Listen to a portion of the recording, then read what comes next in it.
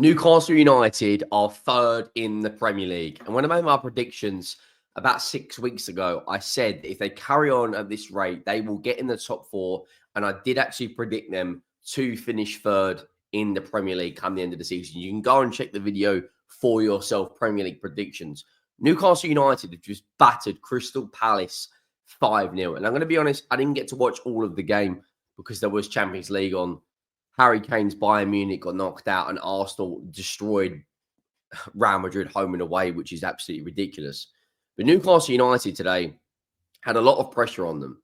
Their game in hand in the Premier League to go out there and make a statement and say, we want to play Champions League football next season. And what a job Eddie Howe has done.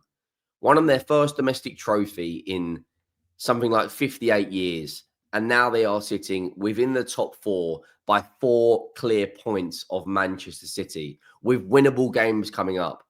You know, just beat Manchester United at the weekend. And now you've gone out there and trumped that and beat Crystal Palace 5-0. They've won their last 5 games in a row. Nottingham Forest have lost their last 2, but Newcastle United have continued to put the pressure on.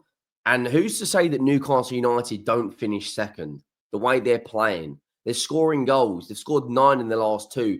And Alexander Isak has only scored 2 of those goals. Murphy, what a season he's having. And I'll be honest, I was one of these guys, I didn't particularly rate him at the start of the season, but you can see his impact. You know, Barnes has come into the team for an injured Anthony Gordon and got 3 goals and 1 assist in his last 2 games. And looks like the Harvey Barnes that they signed him for. Make sure you go down, drop a like on the video if you haven't already. Make sure you do hit this subscribe button. 90% of you who watch the content every single month are not subscribed. And we are absolutely steamrolling our way towards 51,000 subscribers. We are about 170 away. So if you haven't already, please do hit that subscribe button. But I want to talk about this Newcastle United side. 61 goals scored in 32 games. The only 2 teams in the Premier League that have scored more goals than Newcastle United are Liverpool, who are top of the league, and the Manchester City, and they've only scored 1 more. They've got the 3rd best goal difference or 4th best goal difference in the Premier League with 21. And I'm going to be honest, I actually think Newcastle United may finish second. Arsenal are on the focusing on that European game. It's all about PSG for them now. And they're only 4 points behind. If you look at the fixtures they've got coming up, Newcastle United with the game at the weekend against Aston Villa, that is a huge, huge game in the Champions League situation for them. Then after that, they play Ipswich Town, which I think they will beat. They play Chelsea at home. I think they beat. They play Everton at home. I think they beat. Brighton away. I even think they may go to Villa Park and beat Aston Villa. The way they're playing, they may even beat Arsenal at the Emirates due to the fact that Arsenal will be focusing on Champions League, focusing on that PSG game. But the way they're playing, look at the amount of goals they're scoring. Look at this. 3 against Leicester, 2 against Brentford, 4 against Man United, 5 against Palace, 1 against West Ham. 4 against Forest, 3 against Birmingham, 2 against Arsenal. There is goals in this Newcastle team. Lots of goals. Now, I want to talk about the actual goals they scored in this game. I want to talk about Jacob Murphy. For me, I actually think he may even be Newcastle's player of the season right now. I didn't actually realise how many goals this guy has actually scored for Newcastle United. He's got 8 goals and 11 assists in 29 games. Also got 3 assists, 3 goal contributions in the League Cup. So he's got 9 goals this season and 13 assists. 22 GA this season for Jacob Murphy. He could be up there with Newcastle's player of the season. And this lineup, bearing in mind this team doesn't have Lewis Hall. Bearing in mind they're not starting with Anthony Gordon. Bearing in mind Dan Botman hasn't been playing recently. That's an unbelievable. Bearing in mind Livramento's playing at left back. I don't know what Eze was doing for that penalty.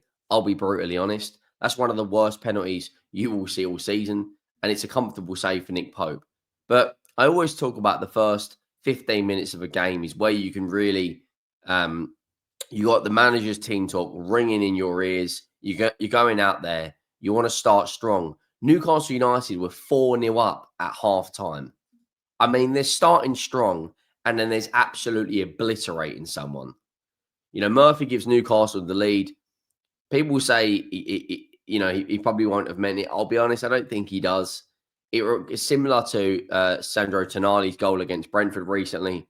Trippier slides down the right-hand side, and it's just inside the box. His shot flies into the net past Crystal Palace. Fluke or not, it doesn't really matter. It's 1-0 Newcastle. Crystal Palace go 1-0 down early. Then they get a penalty to get themselves back in the game. And Eze steps up with an absolute howler. It went to VAR. It was given. Eze misses it. And then just to make matters worse for Crystal Palace, Mark Gahey as an own goal. What a couple of minutes for Newcastle. Joelinton and Livramento lead the attack before Barnes is slipped in. The winger's cross is deflected from Gahey, which kind of wrong foots the goalkeeper Henderson, and they make it 2-0.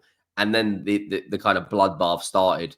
Harvey Barnes, who's been very, very good this season, I didn't actually realise, he's actually scored more goals this season than Anthony Gordon. He's got 9 goals and 3 assists for Newcastle United. Now, his best goal scoring season in the Premier League was 22-23 for Leicester. The following season, he did join Newcastle. He's got 13 goals. He's only 4 goals away from equaling that, and they've got 6 comfortable fixtures, I would say, where they can go out there and make an impact. It's a lightning break. They're one of the best of teams on the counter-attack. That midfield of Bruno, Sandro Tonali, and, of course, Joelinton. Tonali pulling the strings again, finds Barnes with a decent pass, who keeps his composure, beats Lacroix, and buries his shot. A superb finish to make it 3-0. And then they weren't finished, 4-0. Murphy with an assist. Newcastle are absolutely taking the piss against Crystal Palace.